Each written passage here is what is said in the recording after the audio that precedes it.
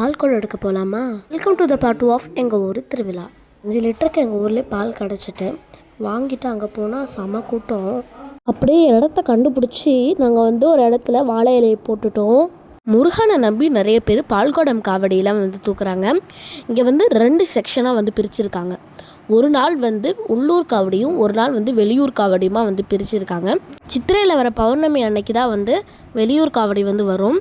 அதுக்கு முன்னாடி நாள் உள்ளூர் காவடி வரும். வெளியூர் காவடியை போய் எடுத்த வீடியோஸ் தான் இதெல்லாம்.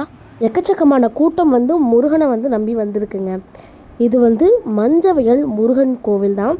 பால் பாருங்கள் எவ்வளோ நிறைய பால் முருகனுக்கு அபிஷேகத்துக்காக எல்லோரும் அர்ப்பணிக்கிறாங்கன்னு. பால் குடத்தை எங்கள் அப்பா தூக்கி வச்சாங்க. முருகனோட சன்னதி கிட்ட தான் இருக்கும். முருகனை என்னால் கிட்டக்கத்த ஃபோட்டோ எடுக்க முடியல, தள்ளி விட்டாங்க, அதனால தான் ஃபோட்டோ எடுக்க முடியல. ஆனால் சன்னதி இப்படி தான் இருக்கும். கூட்டத்தை பார்த்தாலே தெரிஞ்சிருக்கும் எவ்வளோ கூட்டம் இங்கே இருக்கும்னு. பால்குடம் வரிசையாக வந்துக்கிட்டு இருந்துச்சு. அடுத்த எபிசோடில் முருகனுடைய முழு கதையும் நான் சொல்கிறேன். இப்போதைக்கு டாட்டா பாய்.